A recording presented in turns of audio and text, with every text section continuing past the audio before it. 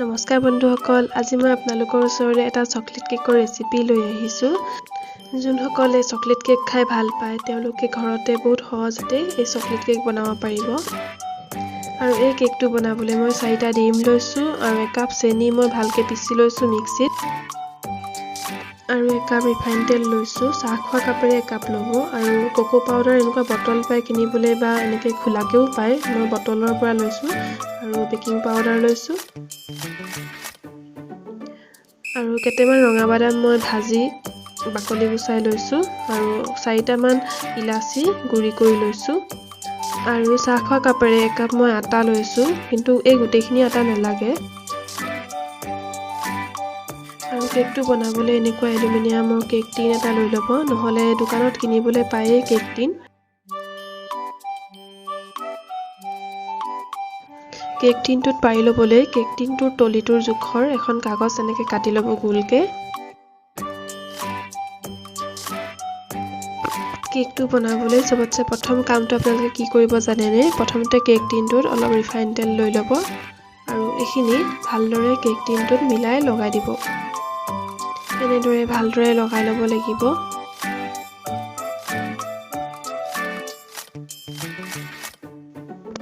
এয়া মই লগাই ল'লোঁ। এতিয়া কাগজখিলা তাৰ ওপৰত দি ল'ব আৰু কাগজখিলাত ভালদৰে তেলখিনি মিলাই দিব।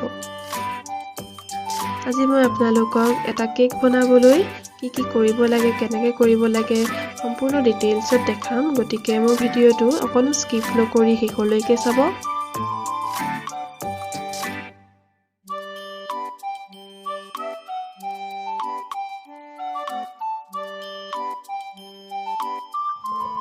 দেখিছেনে কাগজখনত কেনেদৰে তেলখিনি ভালদৰে লাগি গ'ল? এতিয়া আমি ইয়াত অলপ আটা গুড়ি ছটিয়াই ল'ব লাগিব। আটা গুড়িখিনি ছটিয়াই ভালদৰে মিলাই দিব। এইটোৱে আপোনালোকৰ ননষ্টিকৰ কাম কৰে, মানে কেকটো পেনটোত লাগি নাযায়, তেতিয়া ধুনীয়াকৈ ৰেখাই আহে বনাই হোৱাৰ পিছত। আটা গুড়িখিনি হাতেৰে নিমিলাব, মই যেনেদৰে মিলাইছোঁ হাতত টুকুৰিয়াই তেনেকৈয়ে মিলাব। এইটো দেখিছেনে? হৈ গ'ল আমাৰ এই টিনটো ৰেডি। এতিয়া এইটো একাষৰীয়াকৈ থৈ দিব। এতিয়া এটা চৰিয়া বা এনেকুৱা ডাঙৰ এটা পাত্ৰ লৈ ল'ব। এতিয়া তাত ডিমখিনি এটা এটাকৈ ভাঙি লৈ ল'ব।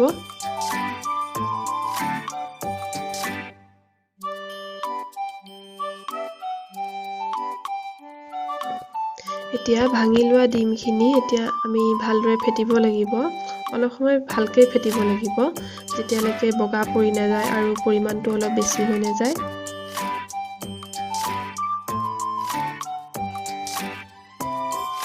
আপোনালোকে ইচ্ছা কৰিলে মিক্সিটো দি দিব পাৰে, নাইবা হেণ্ড ব্লেণ্ডাৰ দিও ফেটিব পাৰে।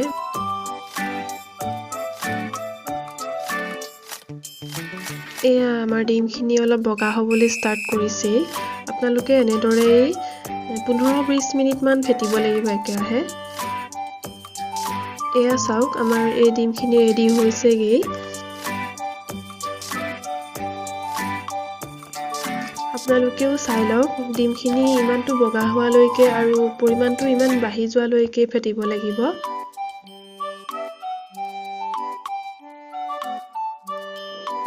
এতিয়া আমি ইয়াত পিচি থোৱা চেনিখিনি মিক্স কৰি দিম।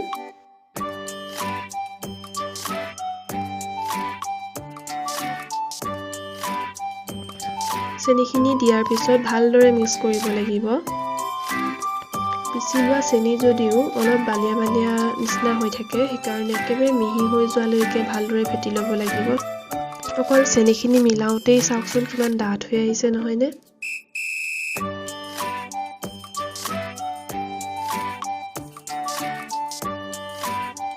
এতিয়া আমি ইয়াত ৰিফাইন তেলখিনি দিব লাগিব। ৰিফাইন তেলখিনি দিয়াৰ পিছতো ভালদৰে মিহলাই ল'ব লাগিব অলপ সময় ফেটি।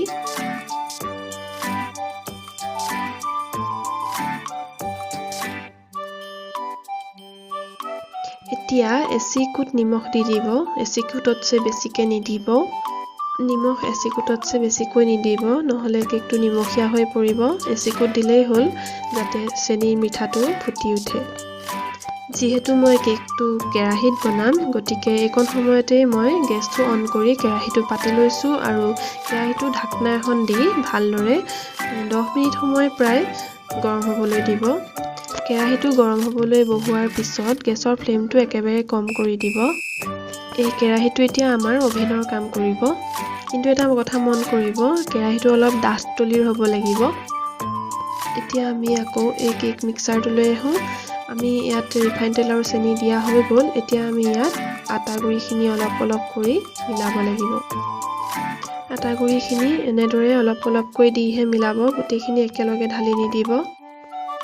আটা গুড়িখিনি মিলাওঁতে গাৰ জোৰ দি নিমিলাব, কোমল কোমলকৈ মিলাব অলপ অলপকৈ।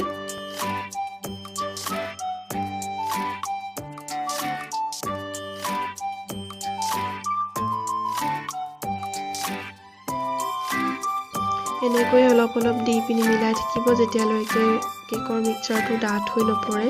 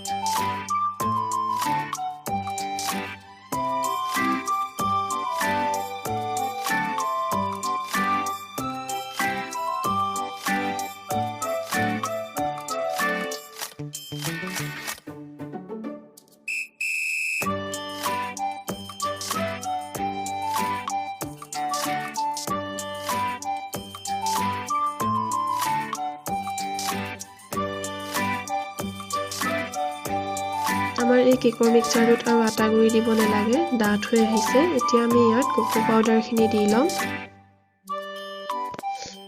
মই প্ৰথমতে ইয়াত 3 চামুচ কোকো পাউডাৰ লৈ লৈছোঁ। এতিয়া এই কোকো পাউডাৰখিনি ভালদৰে মিলাই ল'ব লাগিব।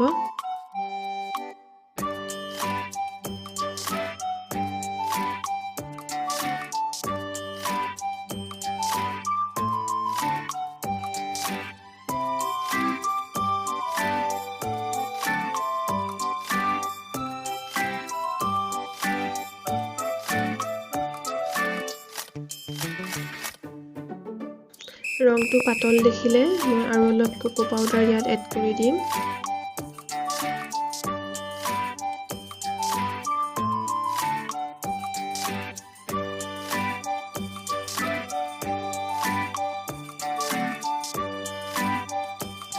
ৰংটো পাতল পাতল লাগিছে, সেইকাৰণে মই ইয়াত আৰু 2 চামুচ বা 3 চামুচ কোকো পাউডাৰ এড কৰি দিম আৰু ভালদৰে মিলাই দিম।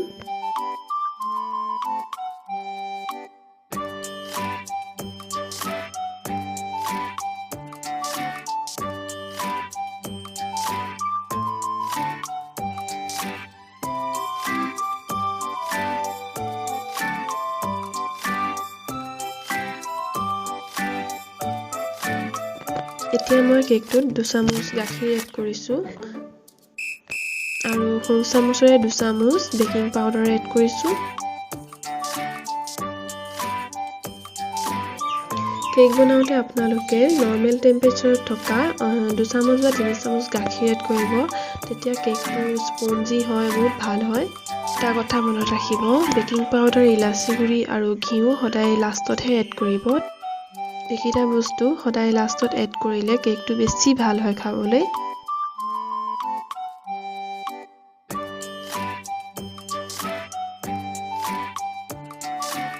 আৰু মই ইয়াত ডাঙৰ চামুচেৰে 2 চামুচ ঘিউ গলাই দি দিছোঁ। মই ঘিউ দিলে কেকটো খাই ভাল পাওঁ, আপোনালোকে ইচ্ছা কৰিলে নিদিবও পাৰে। ঘিউখিনি ভালদৰে মিলাই দিব।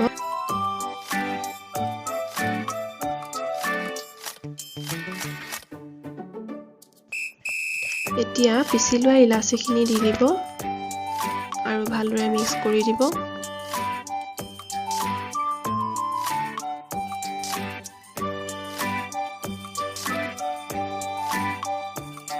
আমাৰ কেকৰ মিক্সাৰখিনি ৰেডি হৈ গ'ল। এতিয়া আগতেই তৈয়াৰ কৰি থোৱা কেক টিনটো লৈ ল'ব আৰু তাত কেকৰ মিক্সাৰখিনি ঢালি দিব লাহে লাহে।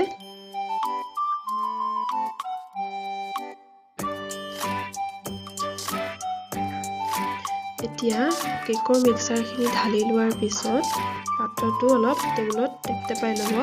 তেতিয়া তাত থকা এয়াৰ বাবলছখিনি গুচি যায় আৰু কেকটো ভিতৰৰ পৰা ভাল হয়। এতিয়া ভাজি থোৱা ৰঙা বাদামখিনি ইয়াৰ ওপৰত মই ছটিয়াই দিছোঁ। এনেকৈ আপোনালোকে খিচমিচো দিব পাৰে ছটিয়াই, কিন্তু দিয়াৰ আগতে আপোনালোকে আটা গুৰি অলপত সানি ল'ব খিচমিচ আৰু বাদামখিনি, তেতিয়া তলত সোমাই নাযায়। মই দিবলৈ পাহৰিলোঁ, সেইকাৰণে মোৰ কেকটো বনোৱাৰ পিছত বাদামখিনি তলত সোমাই গ'ল। এতিয়া আমাৰ এই কেকৰ টিনটো 10 মিনিটৰ বাবে প্ৰিহিট কৰি থোৱা কেৰাহীটোলৈ লৈ ল'ম। কেকৰ টিনটো ডাইৰেক্ট কেৰাহীখনত পাতি নিদিব, তাৰ আগত তাত এখন সৰু ঢাকনি বা এডাল ষ্টেণ্ড লৈ ল'ব। তাৰ পিছতহে কেকৰ টিনটো তাত পাতিব আৰু চিধাকৈ পাতিব। এতিয়া আমি ইয়াত ঢাকনিখন পাতি দিম। ঢাকনিখনো ভাল ঢাকনি ল'ব যাতে জোখৰ হয় আৰু ভিতৰৰ গেছটো বাহিৰলৈ ওলাই আহিব নোৱাৰে, তেনেকুৱা ঢাকনি ল'ব। এতিয়া আমি এই কেকটো প্ৰায় 25 মিনিটৰ বাবে নহ'লে প্ৰায় 30 মিনিটৰ বাবে একেবাৰে ল' ফ্লেমত সিজাব লাগিব। প্ৰায় 25 মিনিটৰ পিছত মই ঢাকনখন দাঙি কেকটো এডাল শলাৰে খুচি চাইছোঁ। শলাডাল যদি চাফাকৈ আহে তেতিয়াহ'লে বুজিব যে কেকটো হৈ গ'ল। আমাৰ কেকটো ৰেডি হৈ গ'ল। কেকটো এনেদৰে ঠাণ্ডা হ'বলৈ দিব। আমাৰ এই কেকটো ঠাণ্ডা হৈ গ'ল। মই এতিয়া আপোনালোকক উলিয়াই দেখাই দিছোঁ। কেকটোৰ এটা ছাইডত ছুৰীখন সুমুৱাই এনেদৰেই কেকৰ টিনটো ঘূৰাই ঘূৰাই এক্সট্ৰা কৰি ল'ব। কেকটো উলিয়াবলৈ এখন ডাঙৰ প্লেট লৈ লৈছোঁ এনেকুৱা। প্লেটখন এতিয়া কেকটোৰ ওপৰত মই চিধাকৈ দি দিম। এতিয়া কেকৰ টিনটো মই দেখুওৱাৰ দৰে লুটিয়াই দিব। এতিয়া কেকৰ টিনটোৰ ওপৰত হাতেৰে অলপ টেপটেপাই দিব। এয়া চাওক কিমান ধুনীয়াকৈ ওলাই আহিল কেকটো। এতিয়া কাগজখিলা এৰুৱাই ল'ব আৰু এই গুৰিখিনি মই যে ছটিয়াই লৈছিলোঁ আটা গুৰিখিনি, সেয়া হয়। আকৌ সেই একেদৰেই কেকটো চিধা কৰি ল'ব প্লেটখনত। কেকটো চাওকচোন কিমান ধুনীয়া হৈছে নহয়নে? মাইক্ৰ'ৱেভ নহ'লেও এটা কেৰাহীত কেনেদৰে ইমান সহজতে ইমান ধুনীয়া এটা কেক বনাব পাৰি, মই আজি আপোনালোকক দেখুৱালোঁ। মই আপোনালোকক এপিচ কাটি দেখাইছোঁ। চাওকচোন কিমান ছফ্ট হৈছে, একদম বেকাৰীত পোৱাৰ দৰে হোৱা নাইনে বাৰু? খাবলৈও বহুত টেষ্টি হৈছিল। কিমান স্পঞ্জি হৈছে চাওকচোন কেকটো। আপোনালোকেও এনেদৰে এবাৰ বনাই খাই চাবচোন। বন্ধুসকল, মোৰ এই ভিডিঅ'টো শেষলৈকে চোৱাৰ বাবে বহুত বহুত ধন্যবাদ। যদি মোৰ এই ভিডিঅ'টো চাই ভাল লাগিল তেন্তে লাইক আৰু শ্বেয়াৰ কৰিব আৰু লগতে মোৰ চেনেলটো ছাবস্ক্ৰাইব কৰি দিব। ধন্যবাদ।